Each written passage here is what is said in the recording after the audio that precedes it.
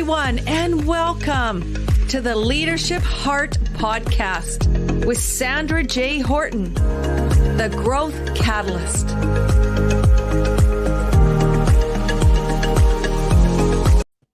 All right, it is a beautiful day. It's Friday, and for me, I am so excited that you are going to be listening to someone who is so near and dear to my heart. So I am Sandra Horton. I am your business success coach, and this is the Leadership Heart Podcast. So today we are streaming live on LinkedIn, on Facebook, and on YouTube.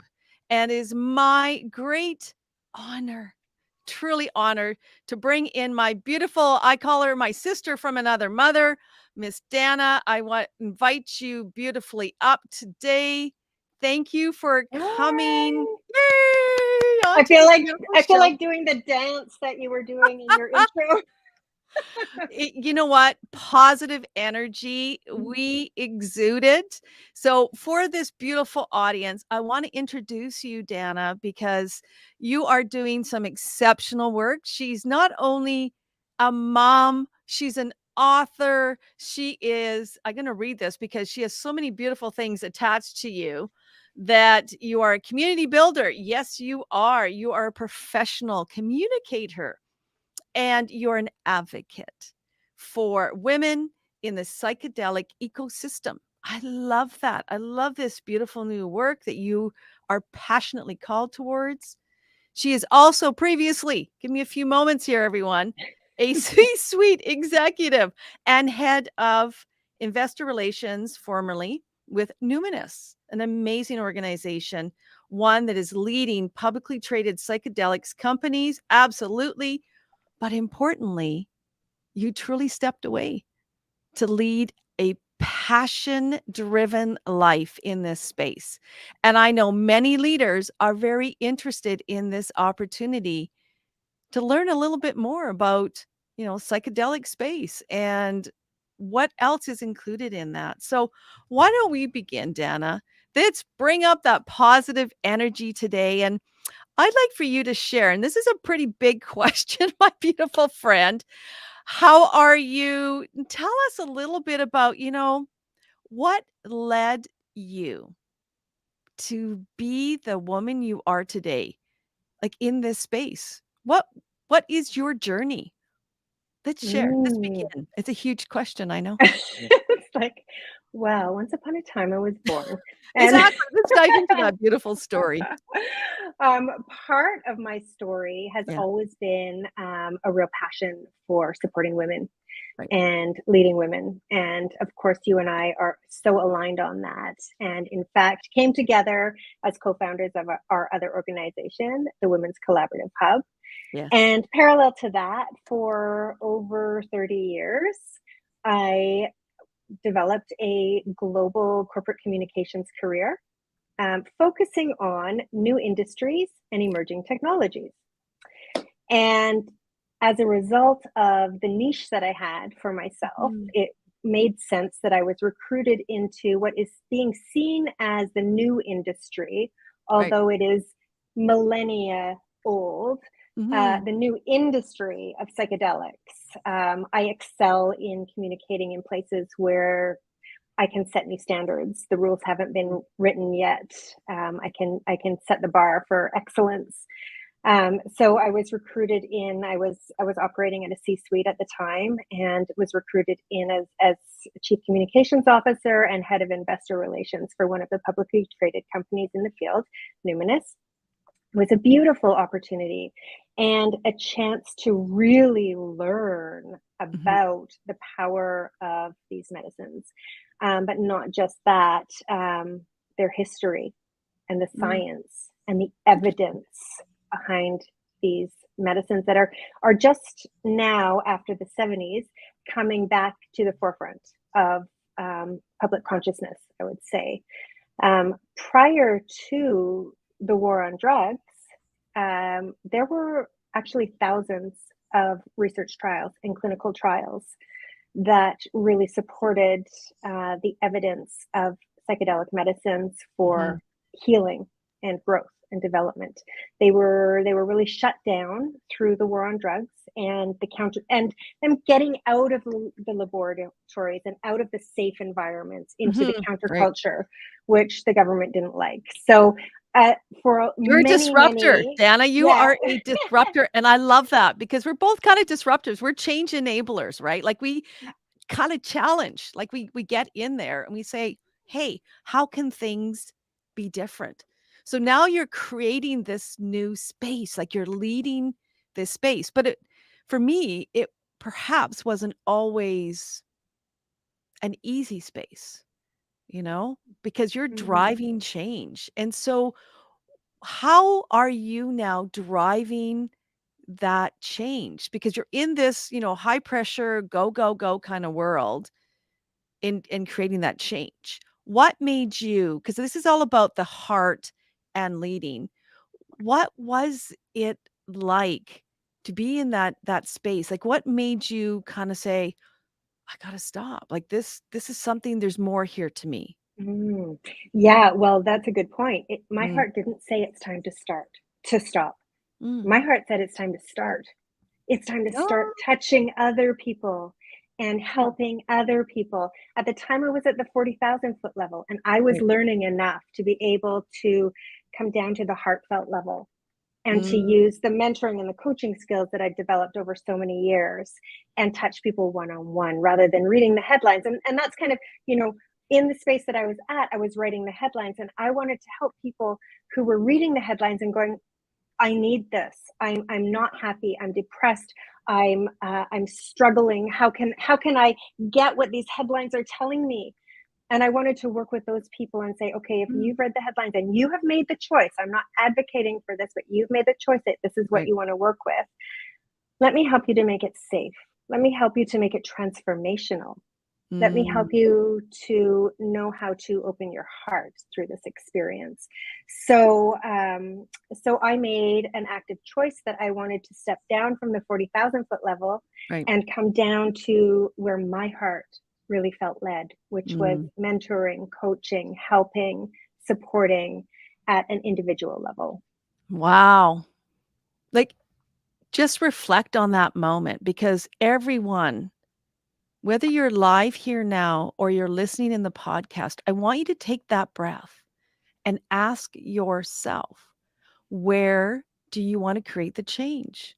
What kind of impact are you called to be involved with?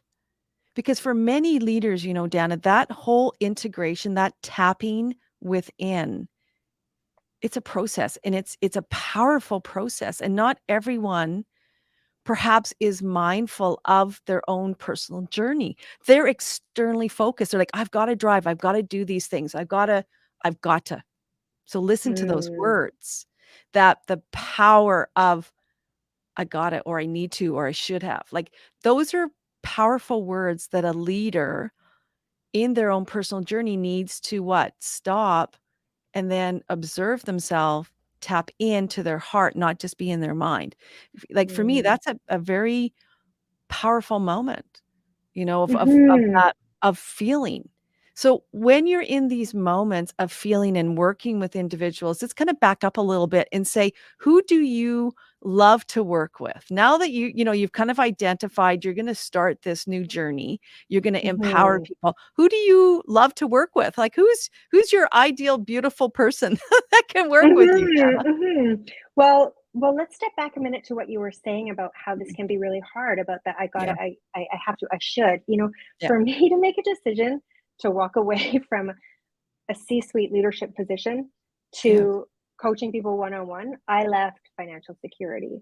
I left a lot of ego. I left 30 Mm. years of building a career, because there was something in my heart Yeah. that wasn't quite right. Mhm. And for me personally, psychedelic medicine, supported by guides and therapists, helped me to become really clear Mm. about what I needed to do and what I wanted to do. And that is how I was able to make this huge leap and jump. Now, I don't advocate, like, I want to work with other leaders who want to walk away. But for me, that was the right thing to do. But I personally, I work with a lot of founders, C-suite executives, political leaders, community leaders, for a couple of reasons. One is that is the realm in which I operated for so long, and so I can relate to the challenges at that level. And for another, I really believe in the ripple down effect. So if we can really make changes at that level, then just think about how many people and families and communities can also be helped if these leaders are working in their full capacity from a heartfelt space. And that's a passion for me.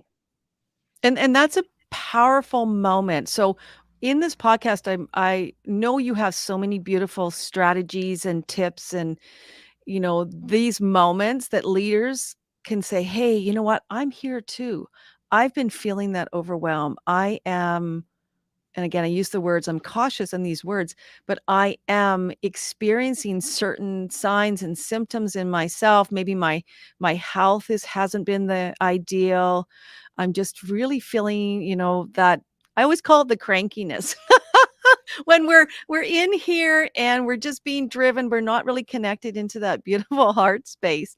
So what maybe top 3 tips, Dana, can you offer my listeners to really tap into that heart space? Like, so now they're considering, they're becoming more cautious, or sorry, conscious, and I want to make a change.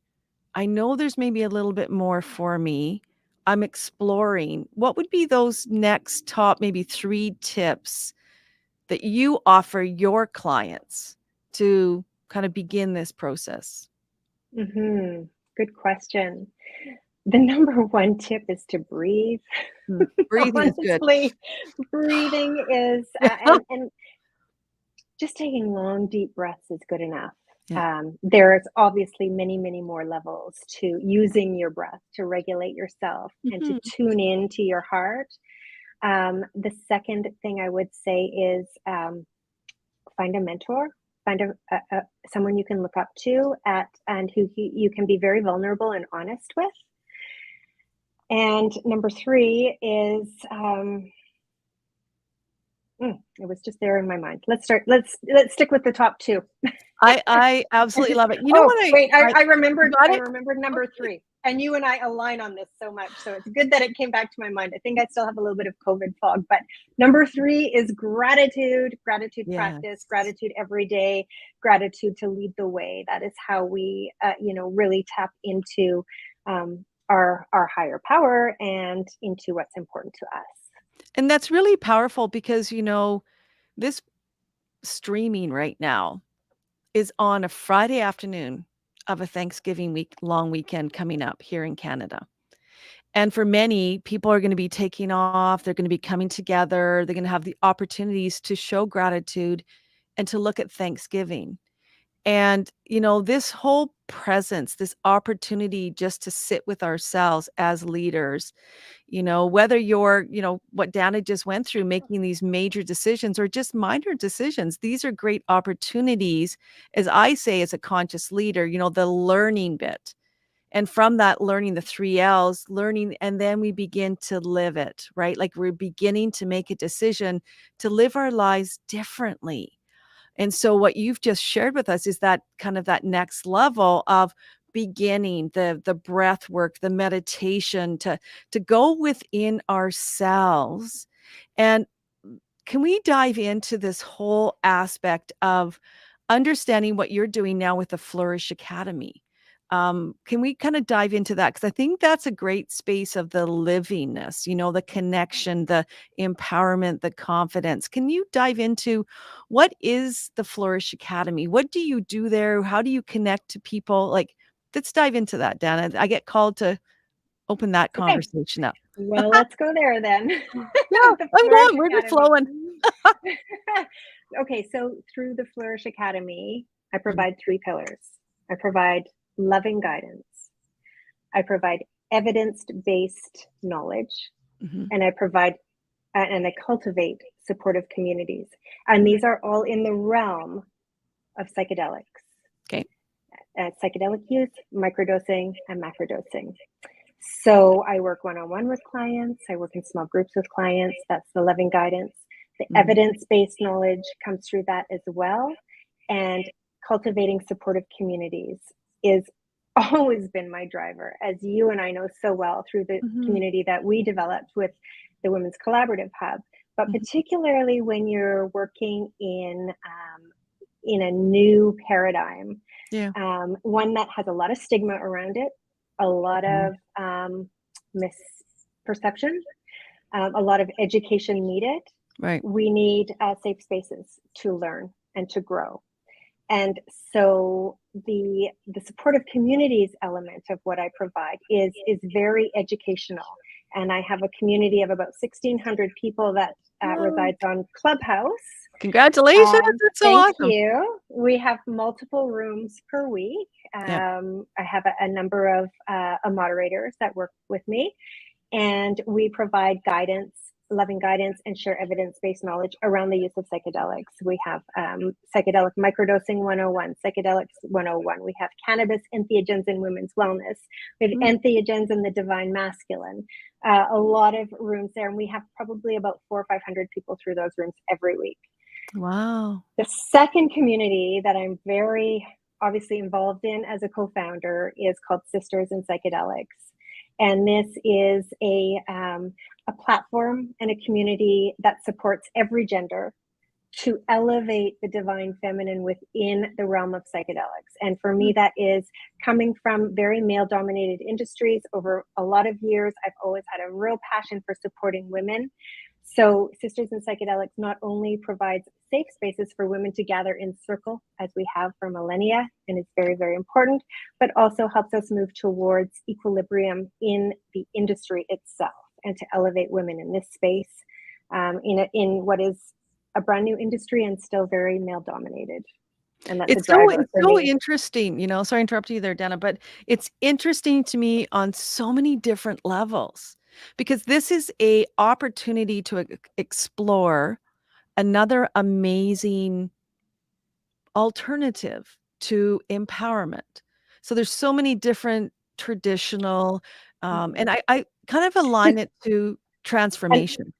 Yeah, another tool. One more Another tool, tool. a Yeah. potential tool, Yeah. an optional tool, and Yep. that is what it is a tool. It's not a panacea, it's not a quick fix, it's not, Yep. You do a trip and you're suddenly 100% better. But you have a number of tools, Sandra, that you share with your communities, and this is yet one more tool.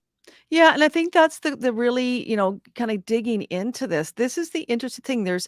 There is a stigma attached to the whole psychedelic space, but yet in the essence of in my understanding and what you shared a little bit earlier, it really is about finding yourself, going in within to allow yourself to kind of put your ego over here, right? Like our subconscious mind over here and kind of I guess go through this, Dana, because I don't want to miscommunicate on this that experience because our the greatest potential as I see it as someone who works with individuals to transform their mindset with they do it themselves but to guide it's really rewiring repatterning reprogramming some of those limiting beliefs or I kind of challenge with the whole self-sabotage because it's just our wiring we're rewiring our minds to allow potential, to allow ourselves to step into our greatness, the opportunities to like open up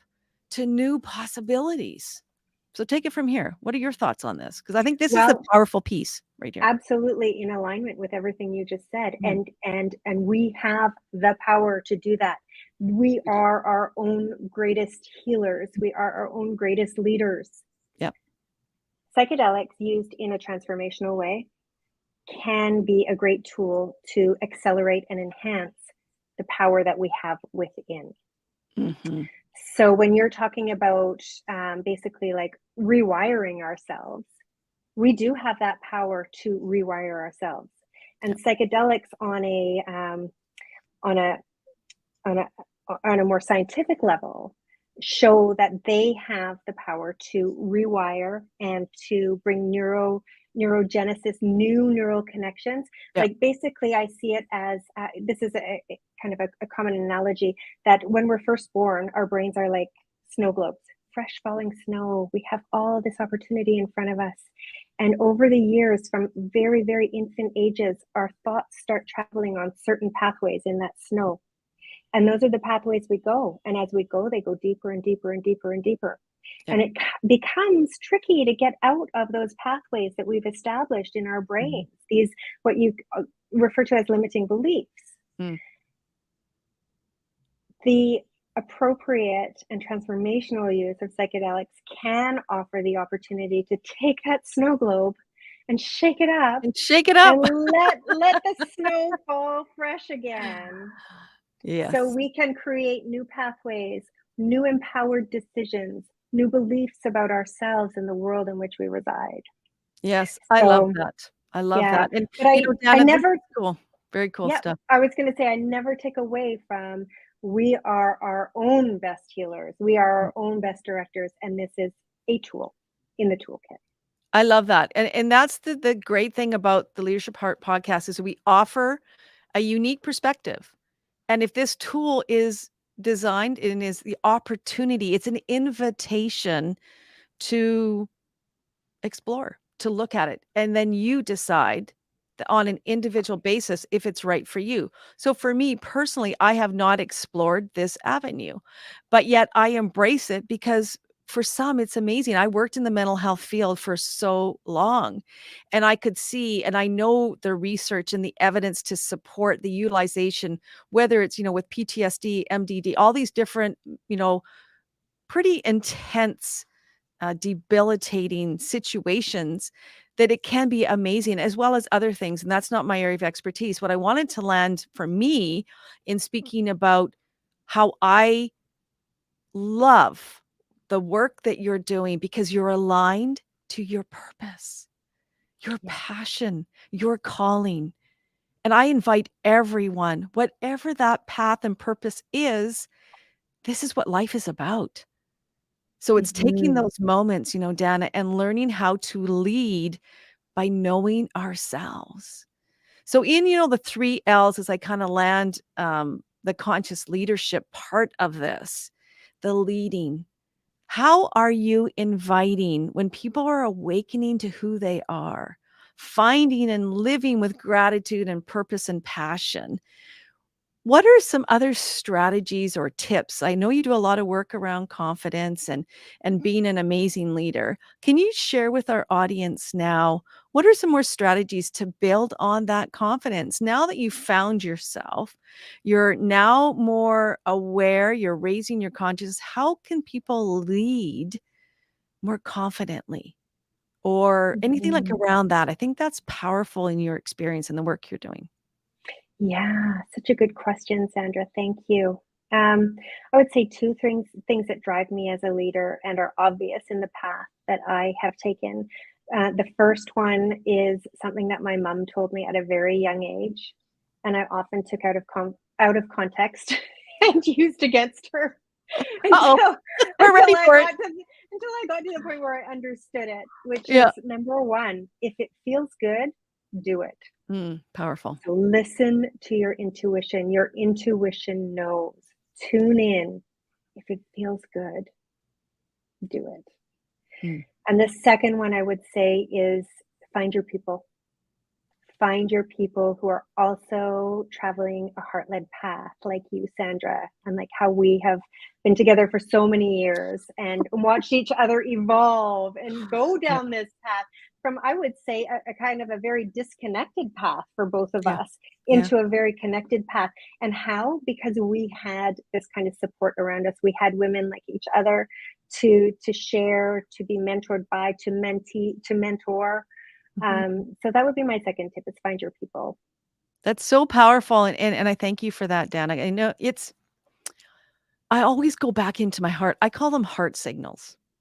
And I just got a little churning in there. So I know I'm on it. It's so true. It's the heart signal. So if you're a leader, wherever you are in your beautiful journey, I want you to take that breath. And then every day with gratitude, begin anew. What is your body telling you? What signals is it sending you that perhaps you're not listening to? Dana, you shared about, and it's true, I was very disengaged. My heart was not connected to my mind. And through purposeful practice and positivity, I rewired how I looked at myself. Because overcoming, everyone has a journey. It's about the message. We're messengers to help people in different ways to awaken to their own, I call it a leadership story. But when you're so externally focused, not internally driven, we can just live these numb lives. I did mine for 34 years. It's kind of crazy when you look back at our journeys, hey? Like, Danny, you are my sister. You're like my soul sister from a different mama. And we're now integrated. So these are the steps I want to share with people today now in their leadership journey. So what I'm hearing you say, if you were to give 5 steps or even 2 steps, 3 steps with this integration, what would it be? I know it's a powerful question. I'm making you think, my girlfriend, because it's powerful. It starts with Yeah, that gratitude moment, right? But yeah.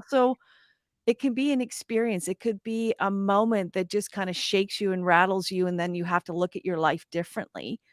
Or it could just Mhm. be raising your consciousness and beginning to look at your words. Like, what was it? Like, what do you recommend? Yeah. Well, I What's the really think best? like the first two things is listen to your intuition.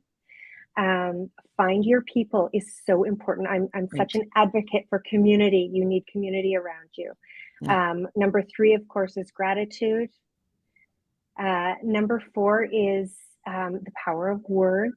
Mhm. So speaking your gratitude Yes. and really using that the vibration of your words to bring the right people to you and to be in that in your heart space. Yeah. And number five, don't be afraid to be brave. Be Oh, I brave. I love mean, that. Yes. yeah. I mean, like, look at, I stepped away from a Yeah. 30 plus year career, financial, not just security, but with prosperity, um, tons and tons and tons of ego. And it was not easy. I had to be brave and I had to know, okay, I'm going to do what my mom said. If it feels good, do it. It kind of feels good. I know it's good. Okay, I'm going to take this Yeah. and I'm going to be grateful that I can and I'm going to go for it. Yeah. And yeah, just be brave. And Know that things are going to work out because everything is working out exactly as it's meant to. And I thank you because we're at the top of the hour, and this is important. And the reason I kind of, re-looped back again is I truly wanted people, the audience, all of you, to re-listen to that, hear it a different way, because the power is we all process information differently in our minds. Some people want to imagine it. So I'm going to ask you to imagine, what would your life look like? Truly having so many abundant resources within ourselves to live our lives fully. Tap into the tools like what Dana has created and others. Tap into other resources through gratitude, through becoming a conscious being, raising our consciousness. And through that consciousness raising, guess what?